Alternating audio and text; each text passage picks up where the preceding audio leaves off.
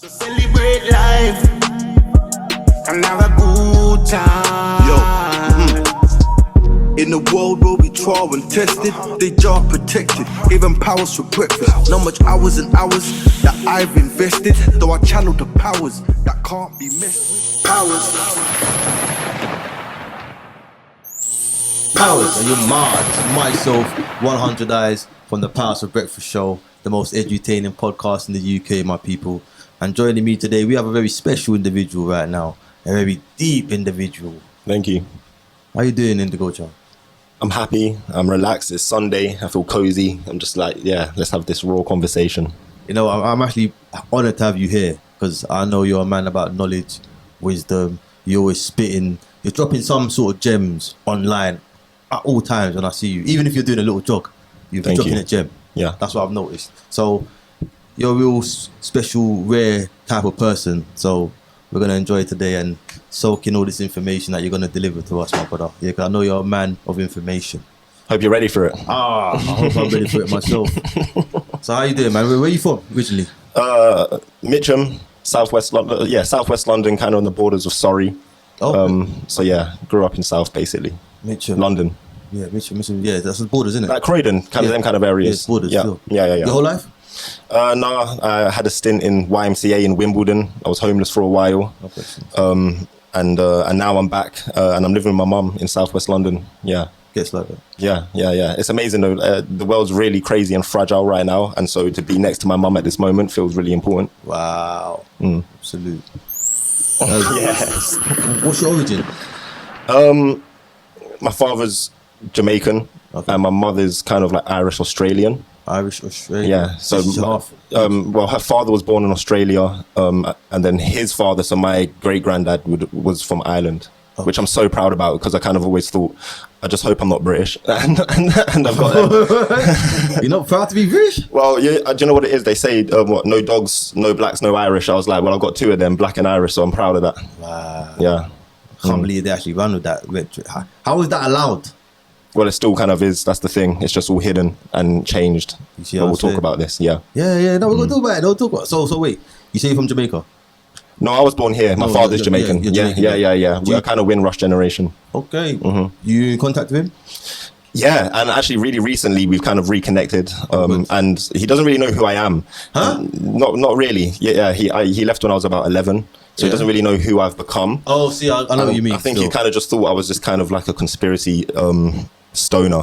And he's come to realize by spending some time with me recently, everything I say I can back it up, and I'm very serious about it, and I've got the documentation, I'm lawful, and I think it's kind of like he's just starting to realize. Like recently I had to go to him to get a form signed, and I had to get my mum and my father to sign it to prove that they witnessed me being born, because Babylon don't consider us humans, living people. They consider us dead corporations. Yes. And so in order to prove this, I had to get him to sign something. So he's like, well, I hope that, like, you know, no Freemasons start knocking on my door. And I was like, Dad, just thank you for doing this for me. I appreciate it. And he's starting to realize, whoa, I don't know what my son's doing, but I think I can respect it. I might not want to get involved, but I respect it. And that means a lot to me. And it is about building that bridge with the elder generation, because they come from colonized mindsets, most of them. And straight up, bro. Seriously. Even us. But we broke the chains, I think. We're breaking. Yeah, definitely. So for him to open up and really clock like, whoa, it's like something's a bit off, and put his trust in you a bit. That's 5-star salute, because that's what we're all trying to do out here, man. There's definitely disadvantages and tribulations along the way, but hopefully we all execute and do our thing correctly. So, do you go to Jamaica? I've never left Europe. Never left Europe. Yeah. It's I want to. Why? I've only ever traveled because of my job. So I was a model for 10 years, from 18 to about 28, just before the pandemic. Okay, he's a model, yeah? What's that model? A real model, guys, not an Instagram model. What type of model? Not to disrespect it. Things have changed. Like body model, like catwalk model, hand model, foot model. What type of model? The main kind of. It's funny enough, I was a hand model for ASOS. Oh my god, it was £500 a day. Agency took about 2 bills, so I was making about 3 bills a day every day, and I could just be stoned or I could come in drunk. They didn't care as long as my hands were okay. But I went through a breakup and I started biting my nails, and the stylist said to me, "You've got girl problems." I said, "What?" She goes, you've been biting your nails. You got anxiety, something going on. I said, yeah, man, like me and my girl having a problem. She said, I can't lie, we can't hire you from tomorrow. Wow. Left, never had ASOS, that was the end. Just like that. So that was hand modelling. I've done... Wait, how does one become a hand model?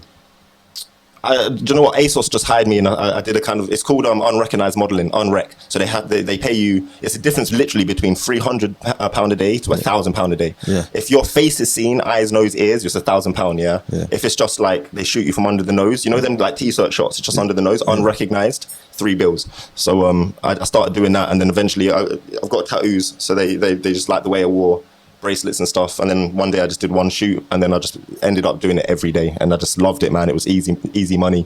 Wow. But I also do, you know, I like my hands, so I understand why I got chosen for that. Yeah, you go hook me up. I don't mind just showing my hands and getting paid. You feel me, brother? That's like what you get me. But yo, Yeah. well, first you talked about your bands and your bracelets, but I noticed the Salassie pendant. Yeah. That's powerful. It's really eye-catching. It's like, Big story on how I even got this. I want to hear that now. That's what I'm inquiring Okay. into. So, first off, are you Rastafarian? No. Okay, please continue. No. I got a Rastafarian tattoo though. It's just of a random guy that was in a film called Rockers. Everyone thinks it's Bob Marley. I'm like, no way. Who's everyone? I love Bob Marley. We need to see the picture. Let's see the picture properly. When I say everyone, I'm going to be really honest, like kind of like drunk white girls in the club. Yeah. Drunk white girls that say that I look like The Weeknd or Wiz Khalifa. You know, that kind of like basic like stereotype. But anyway, I just wanted to get a tattoo to represent Rastas, because I love the Rasta. To me, Rastafarian culture is like a massive step towards sovereignty. It was like, you know, breaking out of the Abrahamic religions and as much as they could, and trying to like, you know, I respect it. Yeah, for me, it kind of went wrong when they started to like deeply like put him as a deity, like external of themselves. As I'm a Buddhist, we'll talk about that again later. But like, that's why I'm not a Rasta. Okay. For me, my personal human experience would be, I grew up with a Rastafarian stepdad. Okay. I've found like it a little bit. What? Ignorant, if I'm honest. Some of the ideologies, they're quite. Well, Rastafari ideologies are ignorant. Some of them. The way that they're being lived out right now by some of them in the West, anyway. I don't think, like, for instance, I've just come back from Salassie's house in Bath. I just said this to you off camera. He was in exile here when Mussolini went to Ethiopia, took over. So he was in exile. He lived in Bath, and I was with the Ethiopian high priests, and they loved me, man, and they signed all these things for me. It was amazing. And they were really kind of disappointed by the way that the Rastas in the UK were basically like handling the philosophy, because most Rastas hadn't even gone to the house. Most Rastas don't even know that the house exists. And so like they were like, wow, like, you know, all of these people are singing at carnival like Salassie, Salassie. They haven't even gone to Bath to kind of like pay homage to the house. So I had the... But that doesn't mean nothing though, really. It doesn't mean nothing, no, but that was just what they shared with me, you know, and the way that a lot of these Rastas, they're just kind of like, they're taking coke and they're just fucking, they love white women. Mecca for Muslims? Did you say that? Well, in a sense, it's, for me as a Buddhist, like, you know, for me to not go to like the main center in the UK would be just wild to like, if I, you know, so to claim that you're that passionate about you're the founder, I guess. I guess that's common knowledge if you look it up. Yeah, it is. Yeah, so, and also like I'm young and I know kind of, I've read the biography. I speak to Rastas all the time, you know, and I say like, you know, about, they don't even know, a lot of them, that he was even in the UK for 5 years. Most of them don't know that Marcus Garvey died here in London. He died in London, yeah. Yeah. So, yeah. I think a lot of people thought Marcus Garvey was from America. That's how lost people get into this thing. Yeah. But boom. So you got Rasta tattoo. You got I got Rasta tattoo. I got this from his house last year in Bath. From his house? In Bath, yeah. And I was like a souvenir. I bought it, yeah, in his house, and I had the privilege. This is one of the biggest things I've ever done in my life. Wait, is it like a souvenir shop? His house, in his house, like a museum in his house. Okay, right. Yeah. So you and I went there, and it was in November last year. Yeah. It was October last year for Black History Month. I had to go there. And I went there with the son of Marcus Garvey, Dr. Julius Garvey. Mad. And it was the deepest trip. I went on the UK tour with him. He went on a speaking tour. Yeah. Trying to share the truth of his father's philosophy, but in an adapted way for the 21st century. Yep. And because, you know, it's no longer about like black people, white people. To me and to the son of Marcus Garvey, it's about humanity now. Is that what he says? Is that his words? Yeah. And he basically went around to all these universities speaking to children mostly. And I'll tell you now, basically the main message of his whole tour was, we need to block out the sounds of our parents, our generation, our gender, our sex, our girlfriend's opinion, our friend's opinion, what it means to be a black man. We need to block that all out. And can we listen to what just is our authentic voice within? And can we follow that and like be brave enough to follow that? And if we do, that's the only thing that we have to do to be alive. Be our authentic, conscious, real, vulnerable self. If we can do that, and that's why Babylon, they do everything they can to draw us outside of ourselves, because if we go inwards, they can no longer chase us. So does Garvey's son agree with Garvey and what he believed in? Yeah. But we have to adapt it. You know, like white people aren't being lynched outside as much anymore. Black people aren't being lynched on the trees anymore. You know, it's a different time. It was like the 20s, you know, 20s, 30s when Marcus Garvey was about. But yeah, I'm definitely a Garveyite. It's a rebel spirit, you know, for sure. Okay, big up. So when did you go there? How many years ago? Last year. October, November, I think it was. Yeah. Okay, so that's the pendant, yeah. And it was a pendant. I bought that. I got the high priest of the Ethiopian church to like sign some stuff for me. How big is his house? It was quite big. Yeah, it was quite big. It was like a mini manor kind of vibe. And I went into the rooms where he prayed. His bedroom's still there. His hat, you know, like the big kind of like horse hat. Yeah. It was all there. Serious? So you definitely, bro, you have to go. If anything, you should come with me. We'll go. You know, I've got a strong connection there. I would love to. And we're trying to make sure that we keep it. I'll tell you this one thing. It was just my personal opinion. It was crazy. All these Rastas are running the house, but the one person that makes the decisions is a tall, like 6'3" white man, and he was an amazing person. I was going to ask you that. What's it like around the house? What's the demographic of people coming? Yeah. I just want to say that he was a beautiful man. I'm just saying, like, you know, it's just when I saw the rosters, like the main priests and the people that were really deeply like connected to this, they were all like gathered around this table to this one kind of white man who obviously is a representative from the council, who's no doubt helping to keep the house alive. But it is in the hands, I believe, of the community. But it's kind of like community of what? Bath. The community of Bath, yeah. But so Salassie left it to he left it to Bath, just the people of Bath. Okay. But the people that live there and keep it running are like the Rastafarian community in Bath. In Bath and Bristol, actually. Like a lot of them kind of travel there and keep it going. You see them just playing dominoes in there, having food. That's that kind of thing. But I really think it needs to become like a museum. I didn't know personally. That. Yeah. I didn't know that, bro. And I went to you know, in Bath where the actual Roman baths are. Yeah. Salassie was known to have gone there, and he would sit in the baths to like make sure he wasn't ill.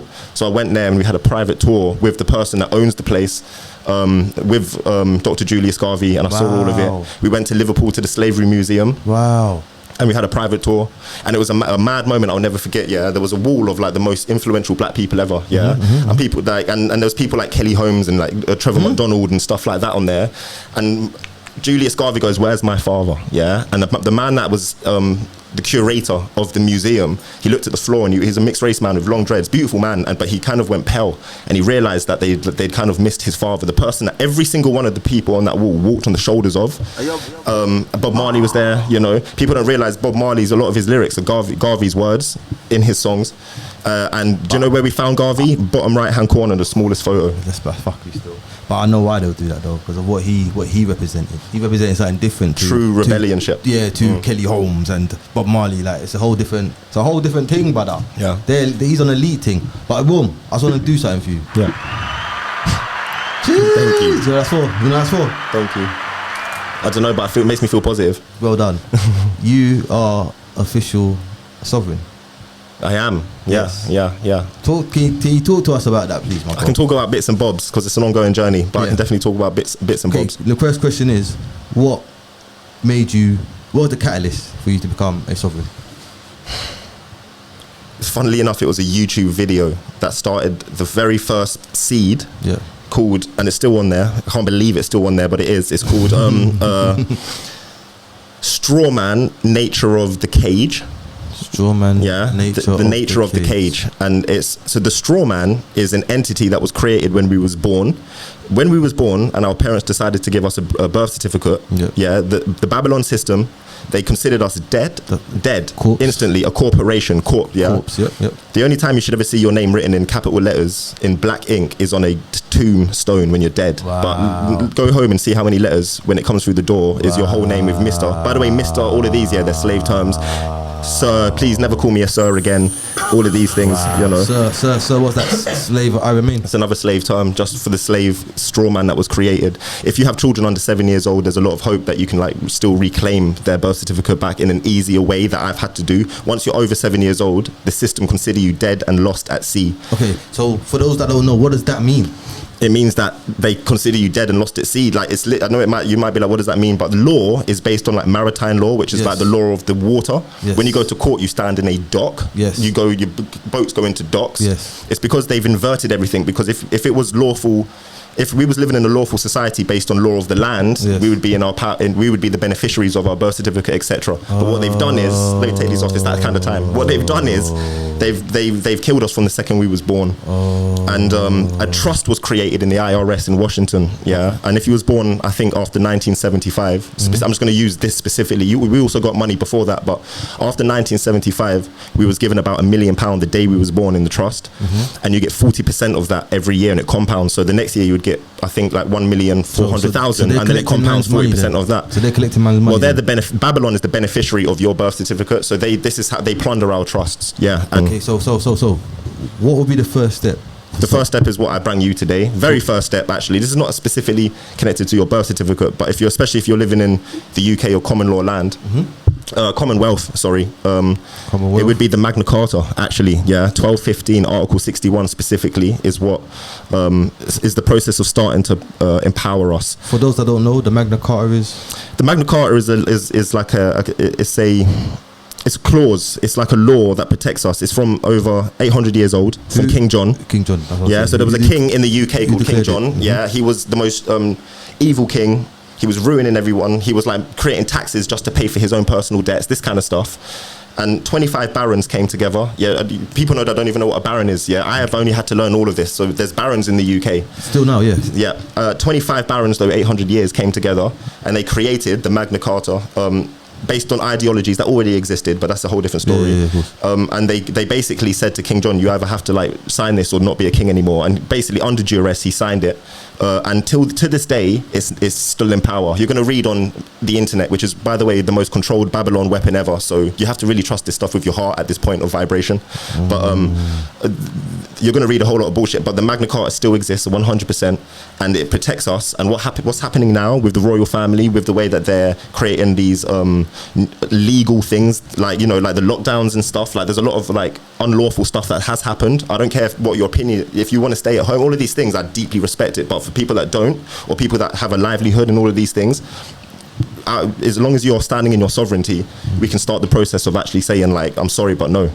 And so that's what I'm doing. And yeah, this is by the way, you can find me on Telegram, Instagram, all of these things. My name's Indigoochild with 2 O's. Contact me and I'll just send it to you. It's all for free. Anyone charging for this stuff, they got the devil in them. I'll tell you that right now. Like this kind of work is God's work. Oh, bro. So you're sovereign. Yeah, I'd like to think so. And a lot of people just like, they're in the park singing Hare Krishna, going, I'm a sovereign being, taking mushrooms. What's the benefits? The benefits eventually will be I'm the registered owner of my car, not the registered keeper, for instance. Yeah, I own my house fully. Most people don't know that mortgage means death pledge in like etymology in Latin. So when you go for a mortgage, when your dad's telling you from when you're young, you got to get on the fucking property ladder and get a mortgage, he doesn't even realize he's setting you up for lifelong debt, depression. Yeah, remember, you're working hard using your sweat equity to get a job, to get money, which is not backed by silver or gold, to pay taxes, which just fund wars in Middle East countries, when you was given £1 million from the day you was born, and you didn't even realize, and you get 40% of that compounded. It's a very satanic, dark, evil world that we were born into.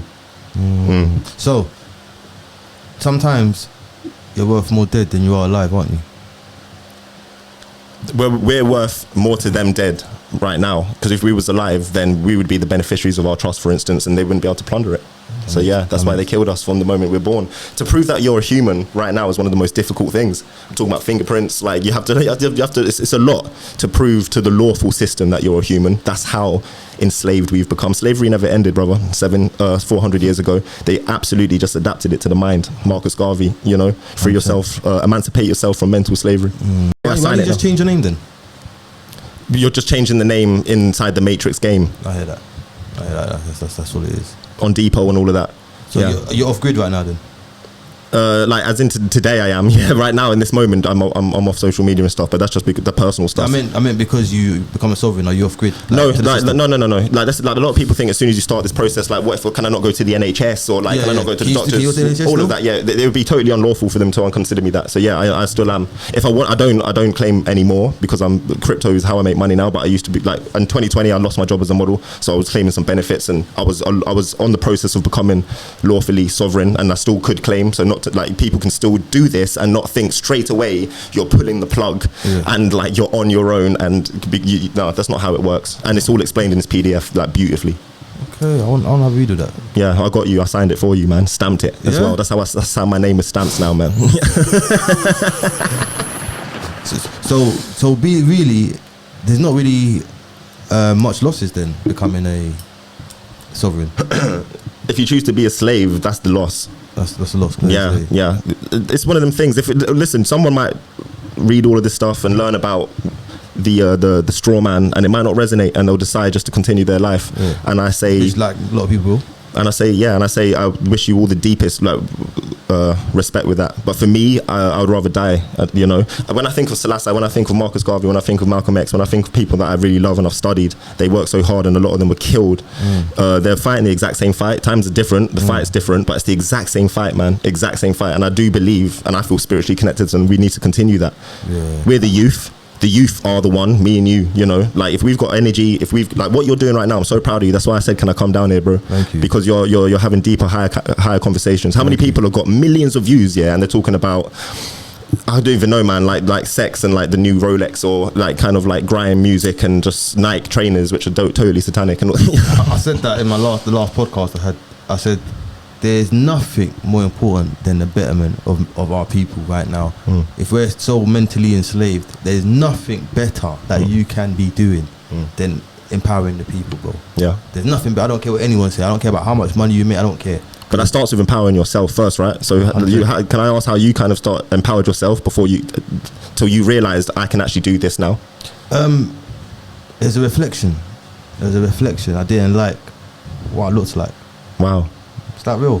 And I don't mean physically. I can see myself in it. I can see through my soul in it. I didn't like it. So, and I had children, and I didn't want them to go through the same trauma and journey I went through. So that was the catalyst for me to start empowering myself. Well, and sometimes, you know what I'm saying, sometimes a calling, things just click. And I got family members that it's not clicking with. So I'm realizing, okay, we're from the same cloth, but we're cut different. Yeah, man. Do you get what I'm saying? So totally. Man, I was being powering up and running with it, man. That's all it is. So, but for me, I love to give out information to the people, because I wish I could have received that information earlier, because the way my life would have been, who knows, innit? But I know I definitely would have been more powerful if I knew about it from earlier. It's a responsibility, right? Once you understand it, you got to get it out. So the next generation, it just gets faster and faster. It's faster and faster. And if you know, like the hieroglyphics in Kemet, they had the eye, right? Then they have the person giving them another eye, giving the eye to someone else. Then they got that person giving the eye to someone else. So that's exactly like that is, isn't it? I got to build up my knowledge I can give it to them. So they got my knowledge from early. So they grow with their knowledge plus my knowledge and give the next generation. It compounds, literally. That's how it and is. I just want to say, I love that you said Kemet. Dr. Julius Garvey, his whole thing was also Kemet massively. It's not Egypt, is it? Well, it's ancient Egypt in a sense, isn't it? Like the true Egypt. I don't know, because words, like you said, words are very important. So they're telling man it's Egypt, but they're not telling me it's Kemet. I got to really look into what are you really saying to me? You don't want me to learn about Kemet. Why? Because you keep pushing it's Egypt a deeper level. It's one of those things. So what's at the top of the bucket list? Like what oh wow, okay, for me there's two things. There's two things. I need to free myself, financial freedom, on the decentralized blockchain. I believe we need to have assets that are decentralized. And then the second thing is helping as many people to get to the stage that I'm at with my sovereignty. So I'm 100 steps ahead of the average man now, energetically and lawfully. And so I would rather take 100 people and do one step than me do 100 steps. with just myself. Does that make sense? So now it's like step back and so like I'm trying to make content. So something as simple as this, yeah. A lot of people will download this and they'll ask me 1,000 questions still, even though everything is so simply put. Yeah. But then people have dyslexia and all of these kind of things, and or some people don't. For instance, they don't learn different as well. They learn different, man. Yeah, so I'm trying to create different versions. This right now conversation will be the seed that wakes someone. But for me, it could have been like I'm a big reader. I try and read 4 books a month. Like I'm like, so we're all different, but I'm trying to help as many people understand, understand the slavery that we're still in, but like with a deeply positive perspective. Everything I do is about creating value as well. I'm a Buddhist. I'm part of an organization called the Soka Gakkai International, which means the Value Creation Society. So everything's about creating value in life and being happy. So I'm never going to be a conspirator. Gone. When did you become Buddhist? 7 years ago. Why? I was always esoteric and searching for like Oriental something. Like I was like Hare Krishnas, or like going into reading about Buddhism. I read about Tibetan Buddhism. It's just Abrahamic religions definitely from the start felt like prison to me. So I knew it would be Oriental philosophy for me. Okay. But you didn't say why you got Salassie on your pendant then, if that's the case. Oh, so why do I have him? I just have him personally just because I honor totally his life, who he is, what he did, what he attempted to do. And I personally feel like deeply connected to him. Okay. Yeah, I was always, believe it or not, my white nan, her whole life was told that Salassie was her spirit guide, and my family laughed at it. And the day that I went to his house and got this with Dr. Julius Garvey was on her birthday.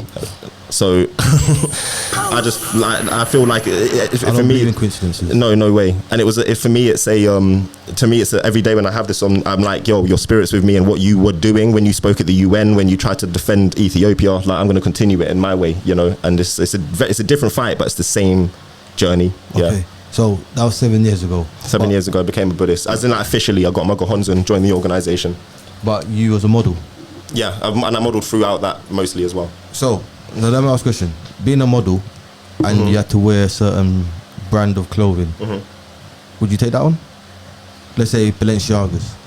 No, what now? Yeah. Not a chance. Actually, I literally would you still be a model now then? If you got I'm a Leo, man. I love being on camera. I'm the center of attention. Yeah.